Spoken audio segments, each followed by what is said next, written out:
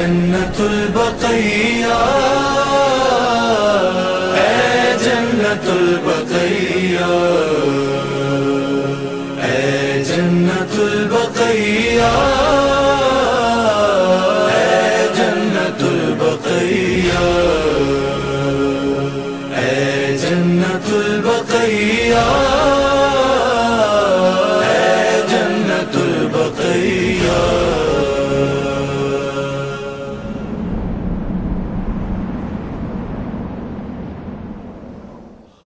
ما شاء اللہ ولا حول ولا قوة الا باللہ العلی العظیم وافوض امری الی اللہ حسبنا اللہ ونعم الوکیل نعم المولا ونعم النصیر۔ اعوذ باللہ السمیع العلی العظیم من الشیطان اللعین الرجیم۔ بسم اللہ الرحمن الرحیم، الحمد للہ رب العالمین وبہ نستعین وہو خیر الناصرین ومعین، وصلی اللہ علی محمد وآلہ الطاہرین واللعن الدائمۃ الباقیۃ علی اعدائہم اجمعین من الآن الی قیام یوم الدین، اما بعد۔ ناظرین کرام، السلام علیکم ورحمۃ اللہ وبرکاتہ۔ میں آپ کا میزبان عباس مہدی افتخاری ایک مرتبہ پھر آپ کے پروگرام بقی کی ویرانی کب تک لے کر حاضر ہوا ہوں، اور جنت البقیع کے متعلق یہ ایک مسلسل احتجاج کی شکل میں یہ پروگرام منعقد ہو رہا ہے ہمارے چینل پر، اور اس میں روزانہ مختلف شعبوں سے تعلق رکھنے والی نمایاں شخصیات قوم و ملت کی ہماری تشریف لا رہی ہیں، اور ان سے ہم روزانہ جنت البقیع کے حوالے سے گفتگو کر رہے ہیں۔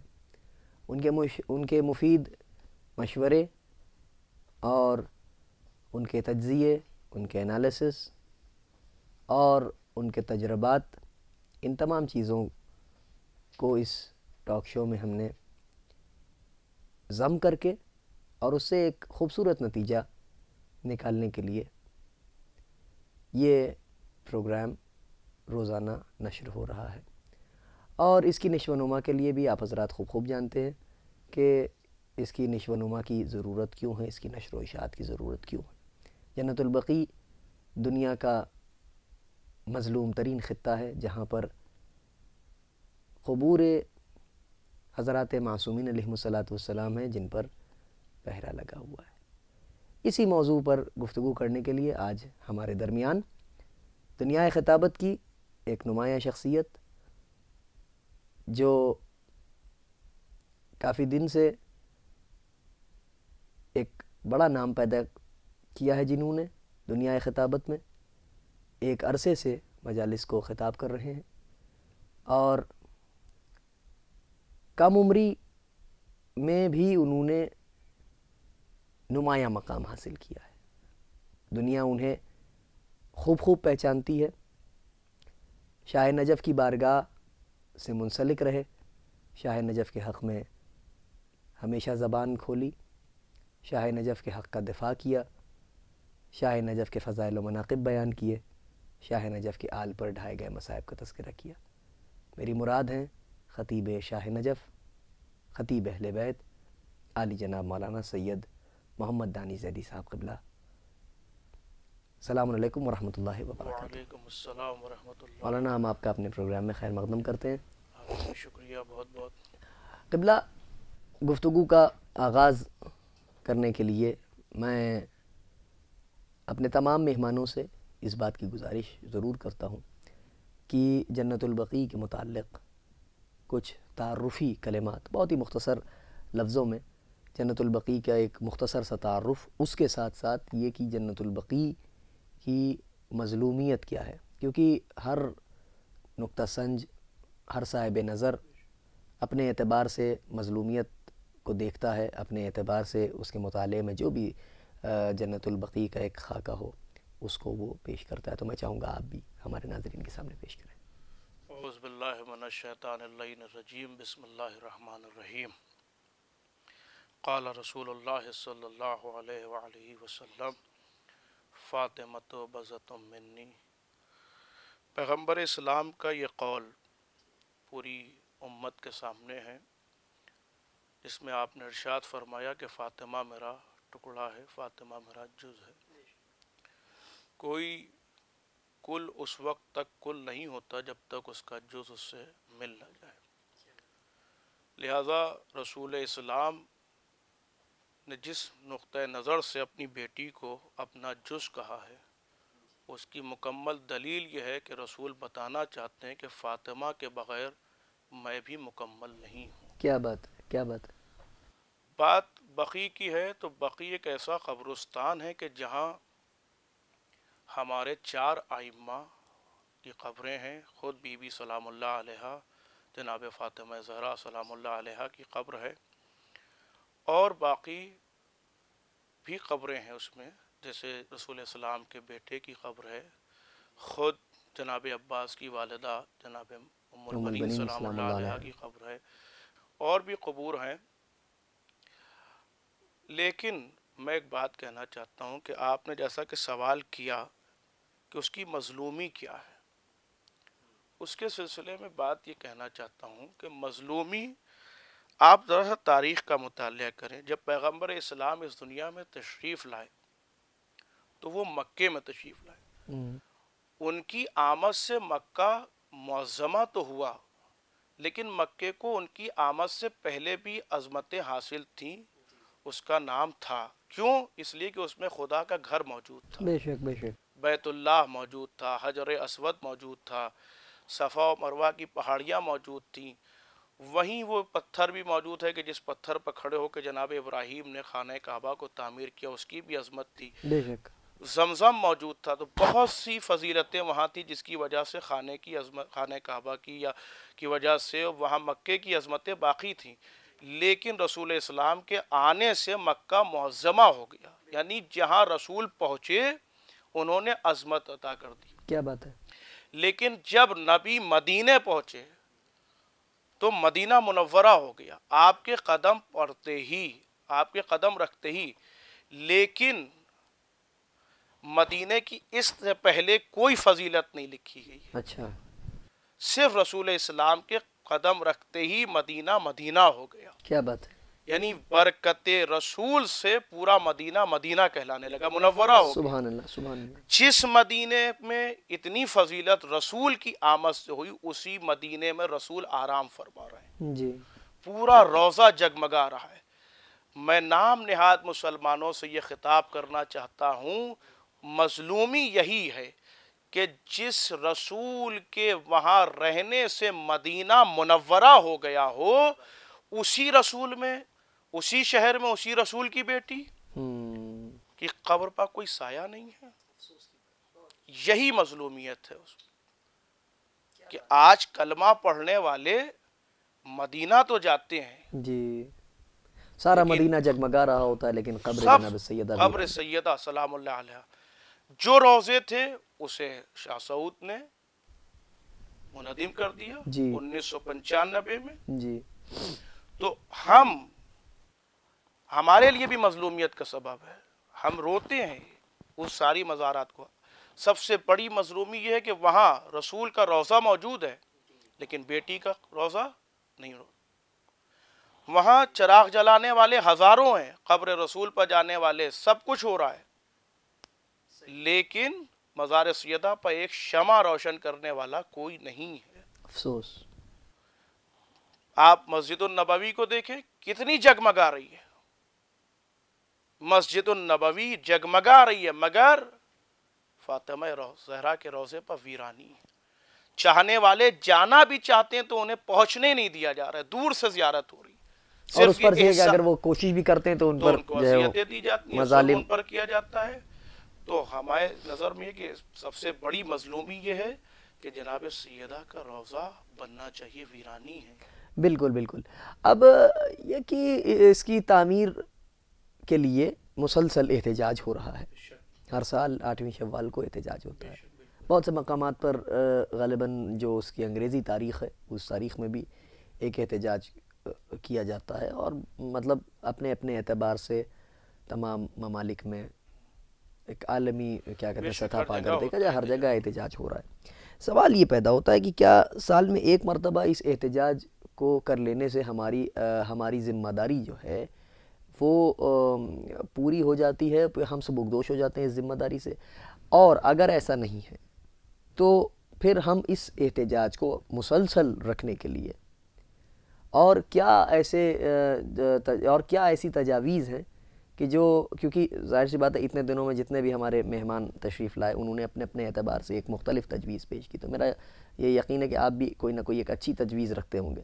بہتر یہ ہے کہ سال میں ایک احتجاج ہمارے شہر میں ہوتا ہے، بالکل ہوتا ہے. شہید اسمارک پر مولانا یاسوف عباس صاحب کی جانب سے بہت بڑا احتجاج ہوتا ہے اور مختلف جگہوں پر ہوتا ہے احتجاج.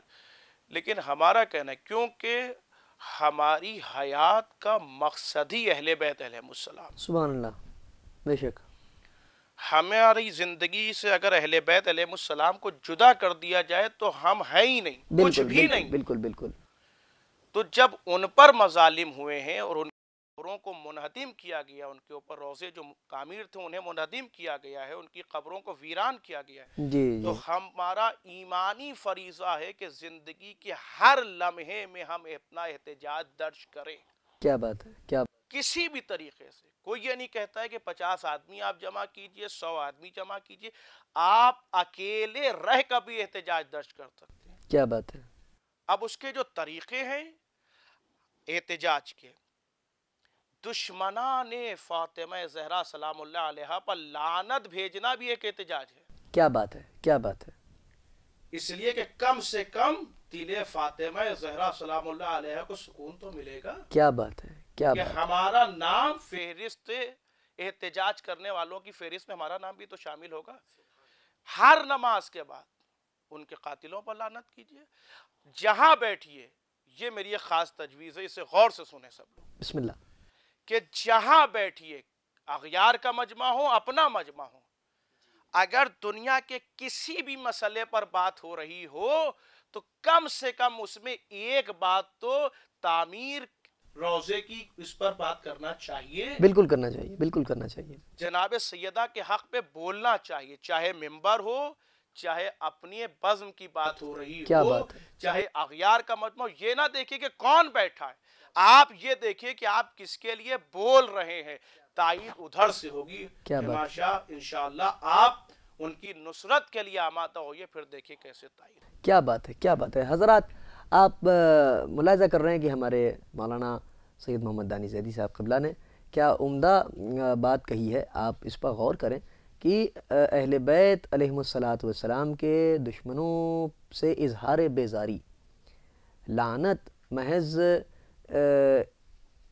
ایک ایسا عمل نہیں ہے کہ جس کو عموماً لوگ کہہ دیتے ہیں کہ صاحب یہ لعن طعن کا چلن عجیب و غریب ہے. نہیں، لعنت اور نفرین، یہ بیزاری کا اظہار، یہ عین دین اور عین شریعت ہے. اس لیے کیونکہ دامن شریعت اور دامن اسلام میں آنے کے لیے بھی اولین شرط جو ہے وہ یہ ہے کہ خود ساختہ خداؤں کی خدائی کا انکار کلمہ لا سے ہو، اور اس کے بعد پھر الا اللہ سے وحدہ لا شریک کی وحدانیت کا اور لا شریکیت کا اقرار کیا جائے. تو پہلے انکار، پھر اس کے بعد اقرار. اسی انداز سے یہ لعنت محض لعنت نہیں، نفرین محض نفرین نہیں، پہلے ان تمام خود ساختہ جو عزت مآب بنے بیٹھے ہوئے ہیں ان سے اظہار بیزاری کیا جائے، اور جو خدا کی طرف سے منبع عزت و کمال ہیں ان کی تمام تر عزتوں کا اور ان کے تمام تر کمالات کا اقرار کیا جائے، اور ان کی بارگاہ بے کس پناہ میں جبین نیاز کو خم کیا جائے. مولانا آخری جو سوال میں آپ کی خدمت میں عرض کرنا چاہتا ہوں کہ جس سے ہمارے ناظرین مستفید ہوں گے اور انشاءاللہ فیضیاب ہوں گے، وہ یہ کہ آپ نے یہ جو ایک تجویز پیش کی، بے شک وہ بہت ہی مناسب اور بہت ہی ضروری تجویز تھی، اور جس کو نشر ہونا، جس کا اور جس کی نشو و نما بہت ضروری ہے، وہ اپنے اعتبار سے وہ پہنچ رہا ہے ہر سب تک. تو ایک جو آخری سوال وہ یہ ہے کہ بھئی یہ تو ایک انڈیویجول طریقہ کار ہوا احتجاج کا کہ ہم تنہائی میں بیٹھے ہیں، بی بی کے مظالم، بی بی پڑھائے گئے مظالم کو یاد کر کے ہماری آنکھوں میں نمی آ گئی، ہم نے بی بی اور ائمہ طاہرین علیہ السلام کے دشمنوں پر نفرین کی، ان پر لعنت کی، ان سے اظہار بیزاری اور تمام تر اس قسم کے جو ہے وہ واجب امور ہیں انہیں انجام دیا ہم نے، اور اپنی عقیدت کو ہم نے جلا بخشی، اپنے ایمان کو جلا بخشی اس عمل کے ذریعے سے، وہ ہمارے لیے عقبہ اور اس دنیا دونوں کے سعادت کا باعث ہوگا، دارین کی سعادت کا باعث ہوگا یہ عمل۔ لیکن عصر نو کو دیکھتے ہوئے، موجودہ دنیا کے جو حالات ہیں اور اس ترقی یافتہ دور کی جو تقاضے ہیں ان کو مد نظر رکھتے ہوئے، انہیں ملحوظ خاطر رکھتے ہوئے، کچھ ایسی تجویز کہ جس سے یہ احتجاج اور زیادہ مؤثر ہو عالمی پیمانے پر، اور یہ جو اقوام متحدہ ہے مثال کے طور پر، یا انٹرنیشنل کورٹ آف جسٹس ہے، جو پوری کائنات کے جو ہے وہ ایک جو نظام عدلیہ ہے، جو انٹرنیشنلی بین الاقوامی کیا کہتے ہیں عدلیے کا ایک ادارہ ہے، اس میں، اور اس قسم کی جو اس وقت دنیا کا مثال کے طور پر سپر پاور ہے امریکہ ہے، جو سعودی حکومت کو اپنے اشاروں پر نچا رہا ہے، کس اعتبار سے ہم اپنے احتجاج کو اور زیادہ مؤثر کریں کہ یہ صدائے احتجاج ہماری عالمی پیمانے پر بلند ہو اور ان تمام اداروں تک پہنچے، تاکہ اس سے کوئی نتیجہ نکل سکے، اور نتیجے میں یہ نہ ہو کہ سعودی حکومت ہی اس پر اس مسئلے پر کوئی سلیوشن پیش کرے یا کوئی ریزولوشن پاس کرے یا مزارات مقدسہ کی تعمیر نہ ہو، نہیں، ہم خود ہی جائیں اور اپنے معصومین علیہم الصلاۃ والسلام کو اور اپنے راہبروں کو اور اپنے ائمہ کا اور جناب صدیقہ طاہرہ سلام اللہ علیہ کے مزارات مقدسہ کو ایک مرتبہ ہم پھر اپنے ہاتھوں سے تعمیر کریں۔ بہت اچھی بات آپ نے پیش کی اور کہی بھی، جو آپ نے سوال کیا ہے، آپ کے جذبات ہیں، آپ کے خیالات ہیں، محبت افزائی آپ کی۔ اس میں ہمیں سب سے پہلی بات تو یہ کہ تمام علماء اور خطباء کو ایک ہو کر ایک پلیٹ فارم پر آ کر اس سلسلے میں احتجاج کرنا چاہیے۔ بالکل بالکل۔ دیکھیے، کیونکہ یہ بات پوری دنیا میں دیکھی جا رہی ہے، اس چینل کے ذریعے میں ایک بات کہنا چاہتا ہوں کہ انسان کے اپنے ذاتی اختلافات ہوتے ہیں، بالکل ہوتے ہیں، ہو سکتا ہے کہ ہمارا نظریہ اور آپ کا نظریہ الگ الگ ہو، لیکن میں نے جو ابھی اس سے قبل ایک بات کہی تھی اسی بات پر میں واپس آ رہا ہوں جی، کہ اگر ہماری زندگی سے اہل بیت کو ہٹا دیا جائے تو کچھ نہیں ہے، ہم کچھ نہیں ہیں، ہمارا تو کوئی بیس ہی نہیں رہ جاتا۔ کچھ نہیں۔ تو ساری باتوں کو یہاں پر اب بھلا دیا جائے، اپنے آپسی اختلافات کو ختم کر کے جی، ایک ایسا احتجاج ہو کہ پوری دنیا اس پر نظر رکھے کہ یہ شیعہ قوم کس کے لیے احتجاج کر رہی ہے، کیا بات ہے، کیا بات ہے، اور ہم اس پلیٹ فارم سے بتائیں کہ صدیقہ طاہرہ کون تھی، پرافٹ محمد صاحب کون تھے، محمد صاحب کون تھے۔ آج اس پر بھی حملہ ہے، بالکل ہے، بالکل ہے، رسول اسلام پر بھی حملہ ہو رہا ہے، تو دنیا کو ہم بتائیں کہ کون رسول تھے اور کون ان کی بیٹی تھی، سبحان اللہ، سبحان اللہ، کس درجے کی ملکہ تھی، پوری کائنات جس کے صدقے میں خلق ہوئی۔ تو ہمارا فریضہ، ایمانی فریضہ ہے کہ ہم اس طریقے سے احتجاج کریں کہ پوری دنیا ہماری طرف راغب ہو کہ آپ کیا چاہتے ہیں۔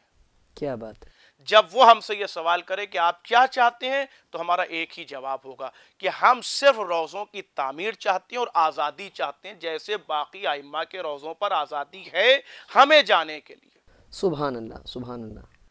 اگر آپ کے پاس تو اتنی استطاعت ہی نہیں ہے کہ آپ روضے تعمیر کر سکیں، اس لیے کہ وہ معصومین کے روضے اور آپ کی دولت حرام کی دولت ہے، کیا بات ہے، کیا بات ہے، تو آپ کی دولت تو وہاں لگ ہی نہیں سکتی۔ آپ سے ہم کوئی بات یہ نہیں کہہ رہے ہیں کہ آپ اپنی دولت لگا کر روضے تعمیر کیجئے، آپ فقط شیعان اہل بیت کو اتنی اجازت دے دیجئے کہ آپ آئیے روضے تعمیر کیجئے۔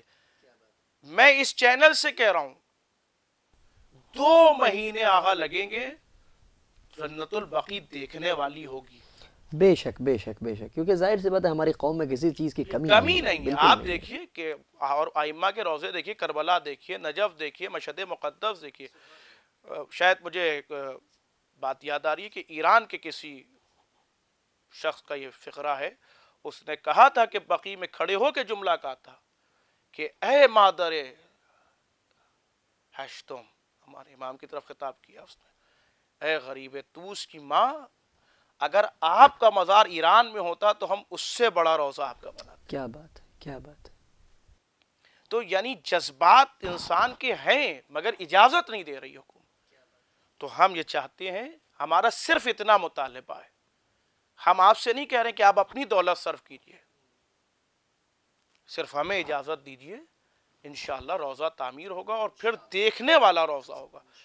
اور آخر میں ایک بات کہنا چاہوں گا کہ ان قریب ہم دیکھیں گے وہ زمانہ، انشاءاللہ الہی آمین۔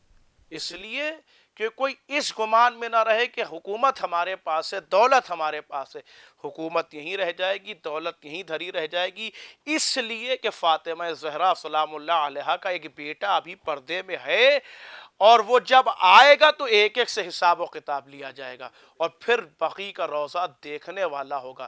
لیکن پھر میں بات کہنا چاہتا ہوں کہ احتجاج ہر حال میں کیجئے، جہاں بیٹھیے وہاں بقی کی بات کیجئے، وہاں جناب سیدہ کے حق کی بات کہیے۔ انشاءاللہ یہ آپ کا ایمانی فریضہ بھی ہے، دینی فریضہ بھی ہے، نصرت اہل بیت بھی ہے، نصرت ائمہ اطہار بھی ہے۔ بے شک۔ حق میں بولتے رہیے۔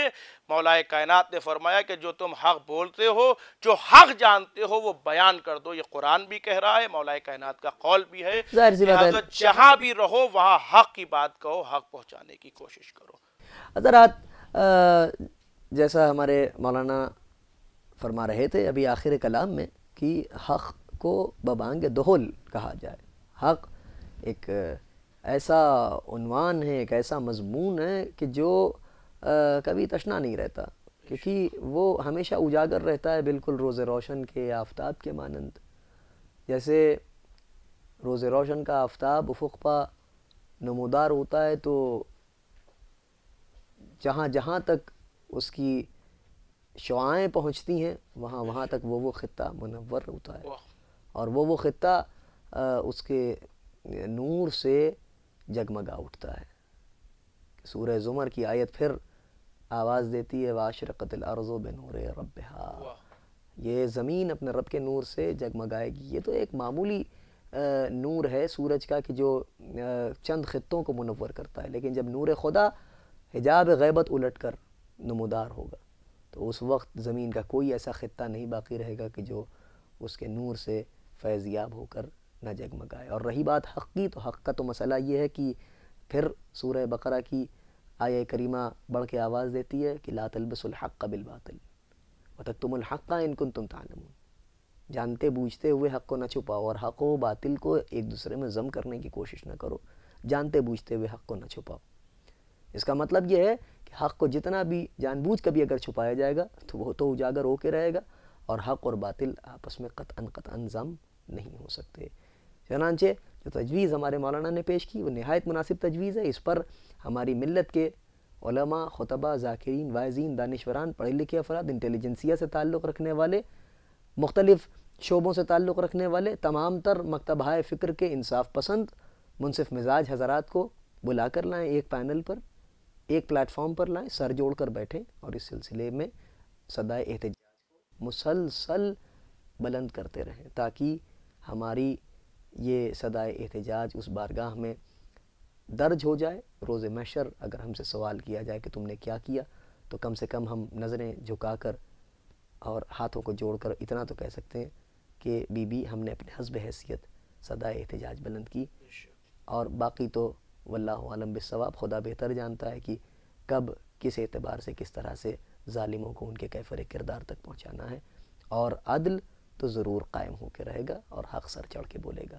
بس اسی کے ساتھ ساتھ میں جناب مولانا سید محمد دانی زیدی صاحب قبلہ آپ کا تہہ دل سے شکریہ ادا کرتا ہوں اپنے پوری ٹیم کی طرف سے کہ آپ نے اپنا قیمتی وقت ہمیں مراحمت فرمایا، آپ تشریف لائے، اپنے بہت ہی قیمتی نظریات اور خیالات کا آپ نے اظہار کیا، اور آپ حضرات کا بھی میں شکریہ ادا کرتا ہوں کہ آپ نے اپنا قیمتی وقت دیا، ہمارے پروگرام کو ملاحظہ کیا اور ہماری ٹوٹی پھوٹی کچھ باتیں ملاحظہ کی، سماعت کی۔